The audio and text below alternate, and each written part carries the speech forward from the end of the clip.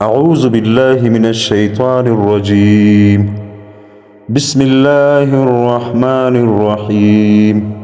نحمده ونصلی علی رسولہ الکریم فاما بعد۔ دوستو، حضرت سلمان فارسی رضی اللہ عنہ کی نصیحتیں آج بیان کروں گا انشاءاللہ۔ حضرت جعفر بن برقان رحمۃ اللہ علیہ کہتے ہیں، ہمیں یہ بات پہنچی ہے کہ حضرت سلمان فارسی رضی اللہ عنہ فرمایا کرتے تھے کہ مجھے 3 آدمیوں پر ہنسی آتی ہے اور 3 چیزوں سے رونا آتا ہے۔ ایک تو اس آدمی پر ہنسی آتی ہے جو دنیا کی امیدیں لگا رہا ہے، حالانکہ موت اسے تلاش کر رہی ہے۔ دوسرے اس آدمی پر جو غفلت میں پڑا ہوا ہے اور اس سے غفلت نہیں برتی جا رہی، یعنی فرشتے اس کا ہر برا عمل لکھ رہے ہیں اور اسے ہر عمل کا بدلہ ملے گا۔ تیسرے منہ بھر کر ہنسنے والے پر جسے معلوم نہیں ہے کہ اس نے اپنے رب کو خوش کر رکھا ہے یا ناراض۔ اور مجھے 3 چیزوں سے رونا آتا ہے۔ پہلی چیز محبوب دوستوں یعنی حضرت محمد صلی اللہ علیہ وآلہ وسلم اور ان کی جماعت کی جدائی۔ دوسری موت کی سختی کے وقت آخرت کے نظر آنے والے مناظر کی ہولناک۔ تیسری اللہ رب العالمین کے سامنے کھڑا ہونا جبکہ مجھے یہ معلوم نہیں ہوگا کہ میں جہنم میں جاؤں گا یا جنت میں۔ حضرت سلمان فارسی رضی اللہ عنہ نے فرمایا، جب اللہ تعالیٰ کسی بندے کے ساتھ برائی اور ہلاکت کا ارادہ فرماتے ہیں تو اس سے حیا نکال لیتے ہیں، جس کا نتیجہ یہ ہوتا ہے کہ تم دیکھو گے کہ لوگ بھی اس سے بغض رکھتے ہیں اور وہ بھی لوگوں سے بغض رکھتا ہے۔ جب وہ ایسا ہو جاتا ہے تو پھر اس سے رحم کرنے اور ترس کھانے کی صفت نکال دی جاتی ہے، جس کا نتیجہ یہ ہوتا ہے کہ تم دیکھو گے کہ وہ بد اخلاقی، اکڑ طبیعت اور سخت دل ہو گیا ہے۔ جب وہ ایسا ہو جاتا ہے تو پھر اس سے امانت داری کی صفت چھین لی جاتی ہے، جس کا نتیجہ یہ ہوتا ہے کہ تم دیکھو گے وہ لوگوں سے خیانت کرتا ہے اور لوگ بھی اس سے خیانت کرتے ہیں۔ جب وہ ایسا ہو جاتا ہے تو پھر اسلام کا پٹا اس کی گردن سے اتار لیا جاتا ہے اور پھر اللہ اور اس کی مخلوق بھی اس پر لعنت کرتی ہے اور وہ بھی دوسروں پر لعنت کرتا ہے۔ حضرت سلمان رضی اللہ عنہ نے فرمایا، اس دنیا میں مومن کی مثال اس بیمار جیسی ہے جس کا طبیب اور معالج اس کے ساتھ ہو، جو اس کی بیماری اور اس کے علاج دونوں کو جانتا ہو۔ جب اس کا دل کسی ایسی چیز کو چاہتا ہے جس میں اس کی صحت کا نقصان ہو تو وہ معالج اسے اس سے منع کر دیتا ہے اور کہہ دیتا ہے اس کے قریب بھی نہ جاؤ، کیونکہ اگر تم نے اسے کھایا تو یہ تمہیں ہلاک کر دے گی۔ اسی طرح وہ معالج اسے نقصان دہ چیزوں سے روکتا رہتا ہے یہاں تک کہ وہ بالکل تندرست ہو جاتا ہے اور اس کی بیماری ختم ہو جاتی ہے۔ اسی طرح مومن کا دل بہت سی ایسی دنیاوی چیزوں کو چاہتا رہتا ہے جو دوسروں کو اس سے زیادہ دی گئی ہے، لیکن اللہ تعالیٰ موت تک اسے ان سے منع کرتے رہتے ہیں اور ان چیزوں کو اس سے دور کرتے رہتے ہیں اور مرنے کے بعد اسے جنت میں داخل کر دیتے ہیں۔ حضرت یحییٰ بن سعید رحمۃ اللہ علیہ کہتے ہیں، حضرت ابو درداء رضی اللہ عنہ دمشق میں رہتے تھے۔ انہوں نے حضرت سلمان فارسی رضی اللہ عنہ کو خط میں لکھا کہ آپ دمشق کی پاک سرزمین میں تشریف لے آئیں۔ حضرت سلمان رضی اللہ عنہ نے انہیں جواب میں لکھا کہ زمین کسی کو پاک نہیں بناتی، انسان تو اپنے عمل سے پاک اور مقدس بنتا ہے۔ اور مجھے یہ بات پہنچی ہے کہ آپ کو وہاں طبیب یعنی قاضی بنا دیا گیا ہے۔ اگر آپ کے ذریعے سے بیماروں کو صحت مل رہی ہے یعنی آپ عادل و انصاف والے فیصلے کر رہے ہیں، تو پھر تو بہت اچھی بات ہے، شاباش ہو آپ کو۔ اور اگر آپ کو طب نہیں آتی اور زبردست حکیم و طبیب بنے ہوئے ہو تو پھر آپ کسی انسان کو غلط فیصلہ کر کے مار ڈالنے سے بچیں، ورنہ آپ کو جہنم میں جانا ہوگا۔ چنانچہ حضرت ابو درداء رضی اللہ عنہ جب بھی دو آدمیوں میں فیصلہ کرتے اور وہ دونوں پشت پیر کر جانے لگتے تو انہیں دیکھ کر فرماتے، میں تو اللہ کی قسم اناڑی حکیم ہوں، تم دونوں میرے پاس آ کر اپنا سارا قصہ دوبارہ سناؤ۔ یعنی بار بار تحقیق کر کے فیصلہ کرتے۔ حضرت حسان بن عطیہ رضی اللہ عنہ رحمۃ اللہ علیہ کہتے ہیں، حضرت ابو درداء رضی اللہ عنہ فرمایا کرتے تھے، تم لوگ اس وقت تک خیر پر رہو گے جب تک کہ تم اپنے بھلے لوگوں سے محبت کرتے رہو گے، اور تم میں حق بات کہی جائے اور تم اسے پہچانتے رہو گے، کیونکہ حق بات کو پہچاننے والا حق پر عمل کرنے والے کی طرح شمار ہوتا ہے۔ حضرت ابو درداء رضی اللہ عنہ نے فرمایا، تم لوگوں کو ان چیزوں کا مکلف نہ بناؤ جن کے وہ اللہ کی طرف سے مکلف نہیں ہے۔ لوگوں کا رب تو ان کا محاسبہ نہ کرے اور تم ان کا محاسبہ کرو، یہ ٹھیک نہیں۔ اے ابن آدم، تو اپنی فکر کر، کیونکہ جو لوگوں میں نظر آنے والے عیوب تلاش کرے گا اس کا غم لمبا ہوگا اور اس کا غصہ ٹھنڈا نہیں ہو سکے گا۔ حضرت ابو درداء رضی اللہ عنہ نے فرمایا، اللہ کی عبادت اس طرح کرو کہ گویا تم اسے دیکھ رہے ہو، اور اپنے آپ کو مردوں میں شمار کرو اور جان لو کہ تھوڑا مال جو تمہاری ضروریات کے لیے کافی ہو وہ اس زیادہ مال سے بہتر ہے جو تمہیں اللہ سے غافل کر دے۔ اور یہ بھی جان لو کہ نیکی کبھی پرانی نہیں ہوتی اور گناہ بلایا نہیں جاتا۔ حضرت ابو درداء رضی اللہ عنہ نے فرمایا، خیر یہ نہیں ہے کہ تمہارا مال یا تمہاری اولاد زیادہ ہو جائے، بلکہ خیر یہ ہے کہ تمہاری بردباری بڑھ جائے اور تمہارا علم زیادہ ہو اور تم اللہ کی عبادت میں لوگوں سے آگے نکلنے میں مقابلہ کرو۔ اگر تم نیکی کرو تو اللہ کی تعریف کرو، اور اگر کوئی برا کام ہو جائے تو اللہ سے استغفار کرو۔ حضرت سالم بن ابی الجمعد رحمۃ اللہ علیہ کہتے ہیں، حضرت ابو درداء رضی اللہ عنہ نے فرمایا، آدمی کو اس سے بچتے رہنا چاہیے کہ مومنوں کے دل اس سے نفرت کرنے لگ جائے اور اسے پتہ بھی نہ چلے۔ پھر فرمایا، کیا تم جانتے ہو ایسا کیوں ہوتا ہے؟ میں نے کہا نہیں۔ فرمایا، بندہ خلوت میں اللہ کی نافرمانیاں کرتا ہے، اس وجہ سے اللہ تعالیٰ اس کی نفرت مومنوں کے دل میں ڈال دیتے ہیں اور اسے پتہ بھی نہیں چلتا۔ حضرت ابو درداء رضی اللہ عنہ فرماتے تھے، ایمان کی چوٹی اللہ کے فیصلے کی وجہ سے پیش آنے والی تکلیفوں پر صبر کرنا اور تقدیر پر راضی ہونا اور توکل میں مخلص ہونا، اور اللہ تعالیٰ کی ہر بات کو بے چوں و چرا مان لینا اور اللہ کے سامنے گردن جھکا لینا ہے۔ حضرت ابو درداء رضی اللہ عنہ فرماتے تھے، ہلاکت ہو اس شخص کے لیے جو بہت زیادہ مال جمع کرنے والا ہو اور مال کے لالچ میں اس طرح منہ پاڑے ہوئے ہو کہ گویا پاگل ہو گیا ہے، اور لوگوں کے پاس جو دنیا ہے بس اسے دیکھتا رہتا ہے کہ کسی طرح مجھے مل جائے، اور جو اپنے پاس ہے نہ اسے دیکھتا ہے اور نہ اس پر شکر کرتا ہے۔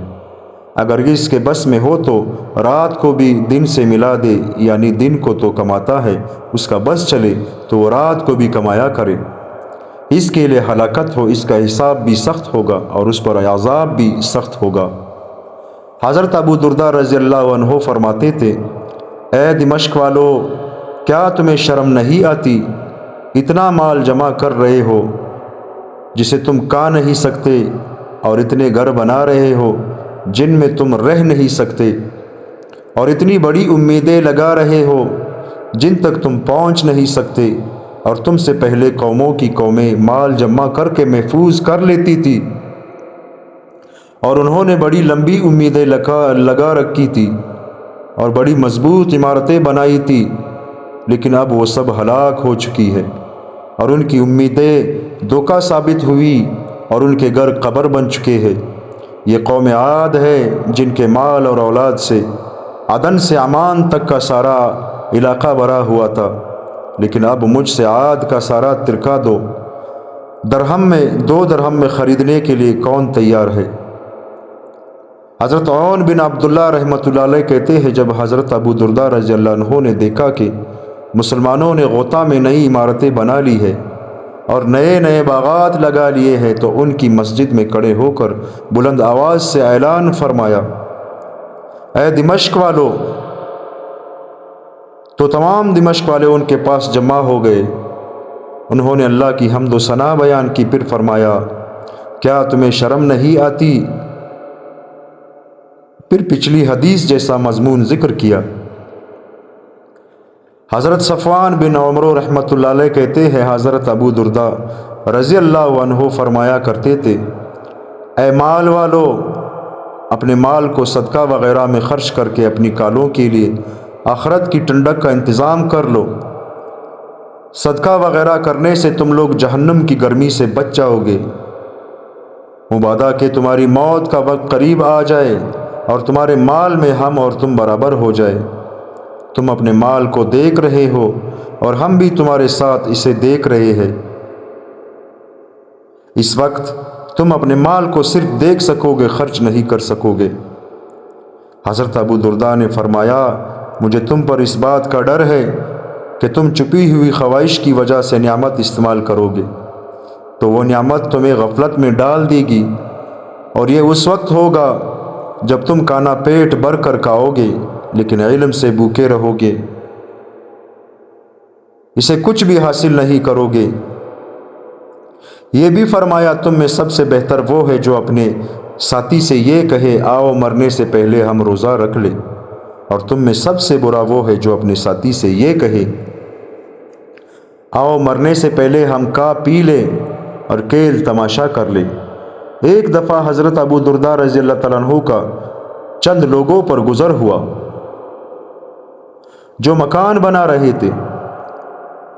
تو ان سے فرمایا، تم دنیا میں نئی نئی عمارتیں کھڑی کر رہے ہو، حالانکہ اللہ تو اس کے اجاڑنے کا ارادہ کیے ہوئے ہے، اور اللہ جس چیز کا ارادہ کر لیتے ہیں اسے وجود میں ضرور لے آتے ہیں، اس میں کوئی رکاوٹ نہیں بن سکتا۔ حضرت مکحول رحمۃ اللہ علیہ کہتے ہیں، حضرت ابو درداء رضی اللہ عنہ اجاڑ جگہ تلاش کیا کرتے تھے، اور جب کوئی اجاڑ جگہ مل جاتی تو فرماتے، اے رہنے والوں کو اجاڑنے والی اجاڑ جگہ، تجھ میں بسنے والے پہلے لوگ کہاں ہیں؟ حضرت ابو درداء رضی اللہ عنہ نے فرمایا، تین چیزیں مجھے بہت پسند ہیں لیکن عام لوگوں کو پسند نہیں ہے، فقر، بیماری اور موت۔ اور یہ بھی فرمایا، اپنی رب کی ملاقات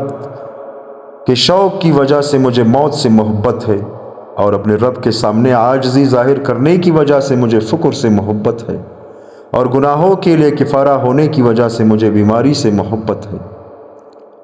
حضرت شرجیل رحمۃ اللہ علیہ کہتے ہیں، حضرت ابو درداء رضی اللہ عنہ جب کوئی جنازہ دیکھتے تو فرماتے، تم صبح کو جا رہے ہو، شام کو ہم بھی تمہارے پاس آ جائیں گے، یا تم شام کو جا رہے ہو، صبح کو ہم بھی آ جائیں گے۔ جنازہ ایک زبردست اور مؤثر نصیحت ہے، لیکن لوگ کتنی جلدی غافل ہو جاتے ہیں۔ نصیحت حاصل کرنے کے لیے موت کافی ہے،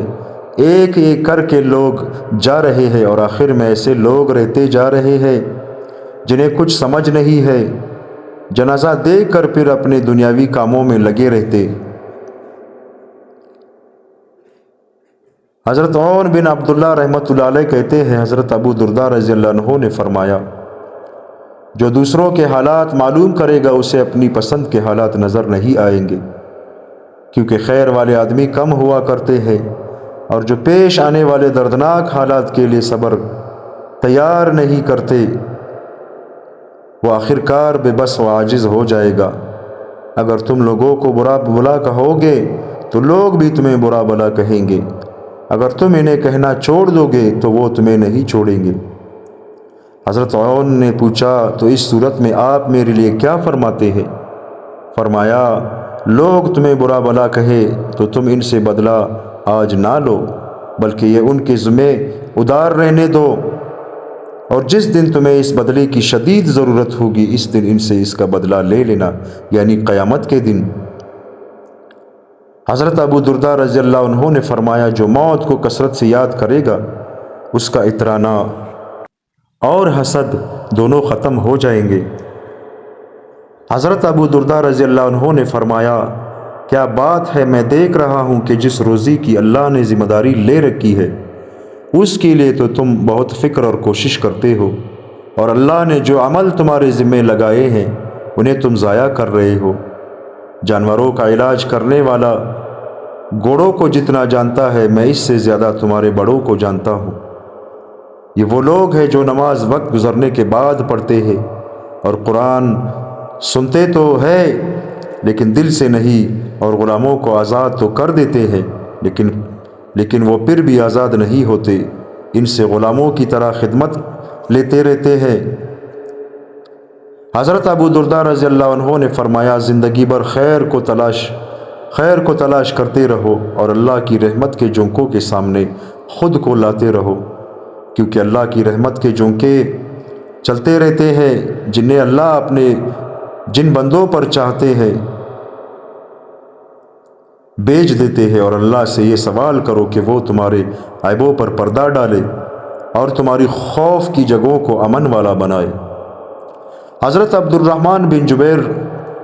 بن نفیر رحمۃ اللہ علیہ کہتے ہیں ایک آدمی نے حضرت ابو درداء رضی اللہ عنہ کی خدمت میں عرض کیا آپ مجھے کوئی ایسی بات سکھا دیں جس سے اللہ مجھے نفع دے۔ فرمایا ایک نہیں، دو، تین، چار بلکہ 5 باتیں سکھانے کو تیار ہوں جن پر عمل کرنے والے کو اللہ تعالیٰ بلند درجے عطا فرمائیں گے۔ پھر فرمایا صرف پاکیزہ روزی کھاؤ اور صرف پاکیزہ مال کھاؤ اور صرف پاکیزہ روزی گھر میں لاؤ، اور اللہ سے یہ مانگو کہ وہ تمہیں ایک دن میں ایک دن کی روزی عطا فرمائے۔ اور جب تم صبح اٹھو تو اپنے آپ کو مردوں میں شمار کرو گویا کہ تم ان میں جا ملے ہو۔ اپنی آبرو کو اللہ کی خاطر قربان کر دو، لہٰذا جو تمہیں برا بلا کہے یا گالی دے یا تم سے لڑے یا تم اسے اللہ کے لیے چھوڑ دو، اور جب تم سے کوئی برا کام ہو جائے تو فوراً اللہ سے استغفار کرو۔ حضرت ابو درداء رضی اللہ عنہ نے فرمایا انسان کا دل دنیا کی محبت میں جوان رہتا ہے، اگرچہ بڑھاپے کی وجہ سے اس کی ہنسلی کی دونوں ہڈیاں آپس میں مل جاتی ہے،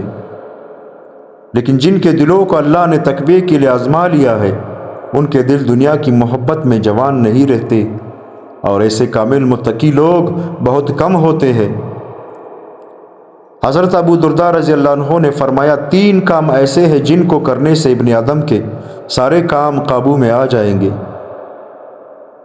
تم اپنی مصیبت کا کسی سے شکوہ نہ کرو، اور اپنی بیماری کسی کو مت بتاؤ، اور اپنی زبان سے اپنی خوبیاں بیان نہ کرو، اور اپنے آپ کو مقدس اور پاکیزہ نہ سمجھو۔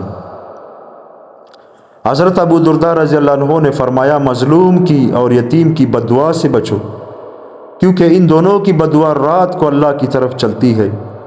جبکہ لوگ سوئے ہوئے ہوتے ہیں۔ ایک روایت میں یہ ہے کہ مجھے لوگوں میں اس پر ظلم کرنا سب سے زیادہ مبغوض ہے جو بالکل بے بس اور بے کس ہو اور اللہ کے سوا کسی اور سے میرے خلاف مدد نہ لے سکے۔ حضرت معمر رحمۃ اللہ علیہ اپنے ایک ساتھی سے روایت کرتے ہیں کہ حضرت ابو درداء رضی اللہ عنہ نے حضرت سلمان کو خط میں یہ لکھا کہ اے میرے بھائی، اپنی صحت اور فراغت کو اس بلا کے آنے سے پہلے غنیمت سمجھو جس کو تمام بندے مل کر ٹال نہیں سکتے۔ اس بلا سے مراد موت ہے،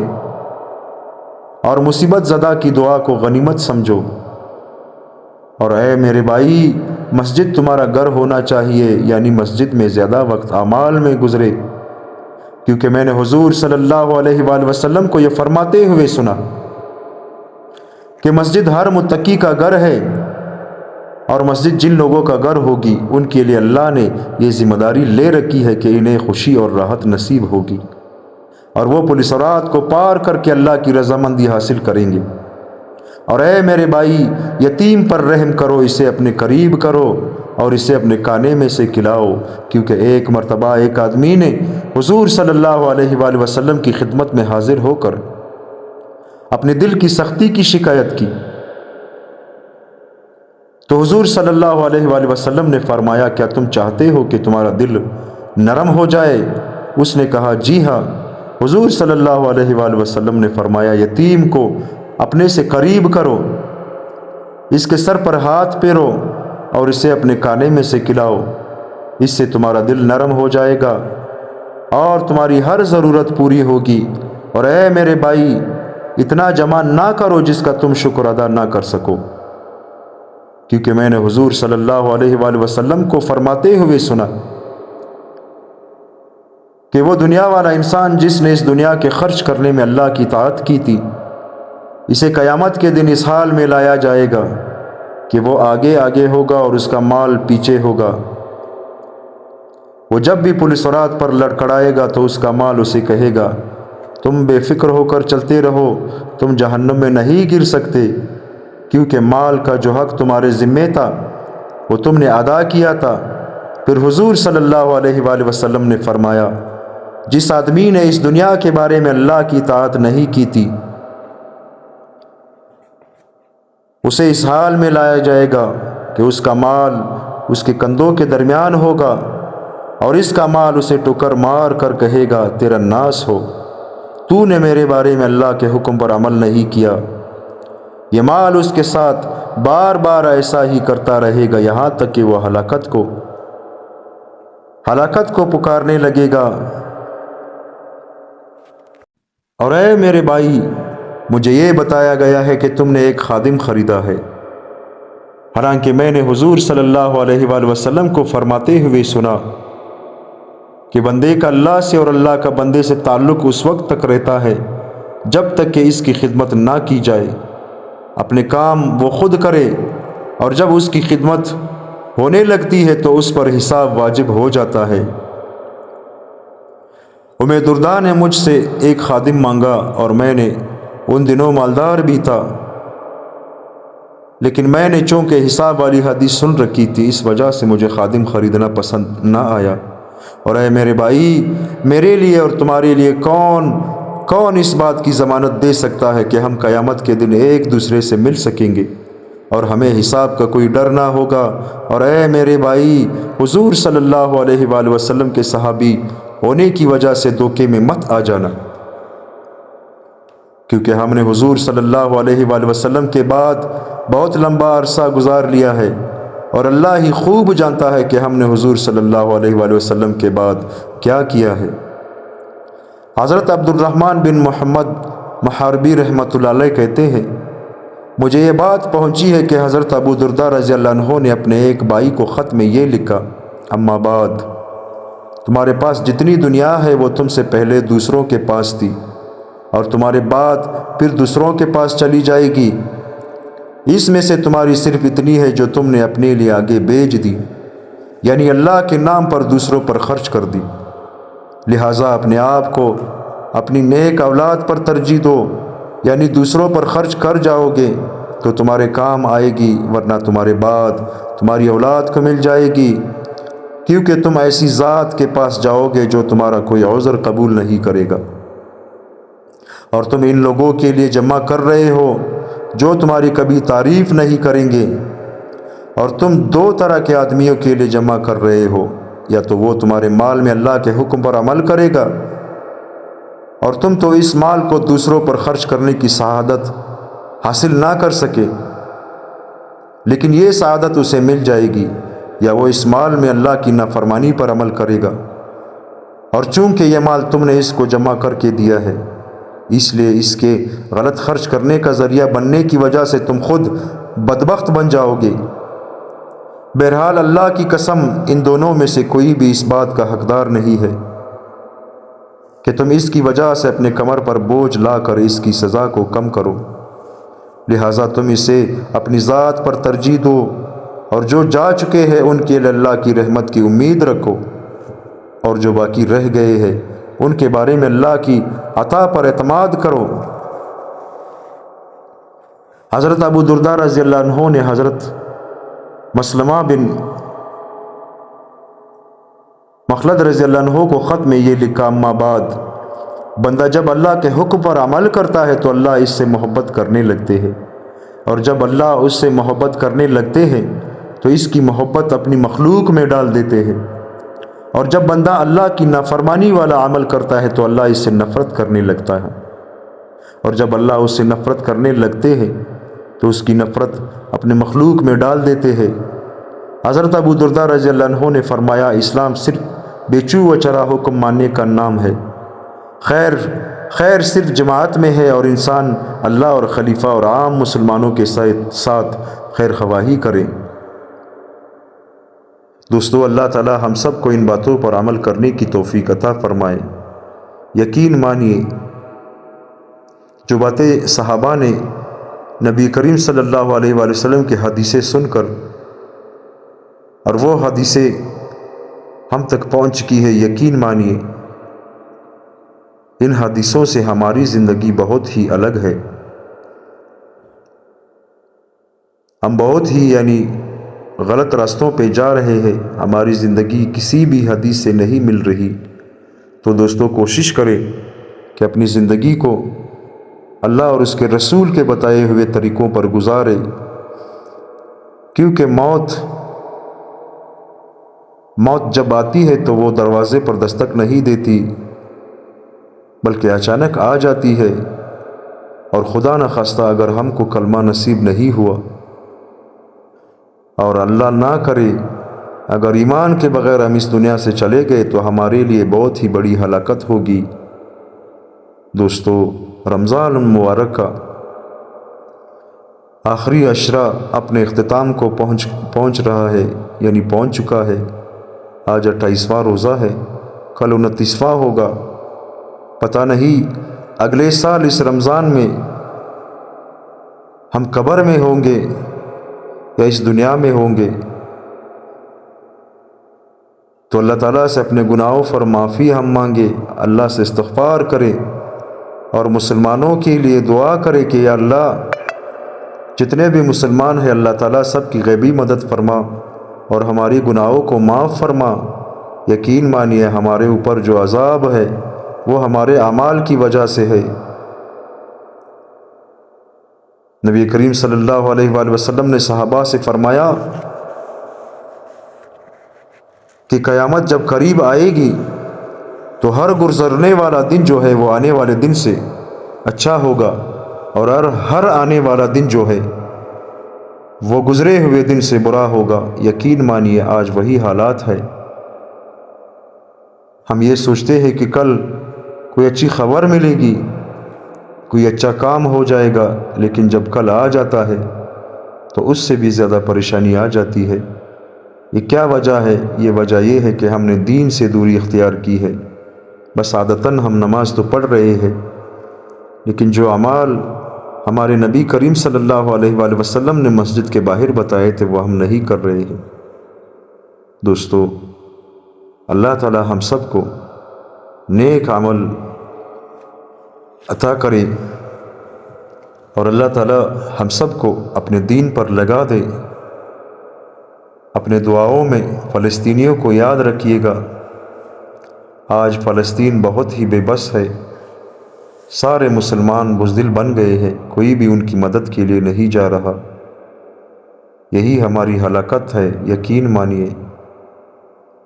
کیونکہ ہم جہاد سے ڈر رہے ہیں، ہم موت سے ڈر رہے ہیں، حالانکہ موت نے آنی ہے، چاہے ہم غزہ میں شہید ہو جائے یا بستر پہ پڑے رہے۔ اللہ تعالی ہم سب کو عمل کرنے کی توفیق عطا فرمائے۔ آمین ثم آمین۔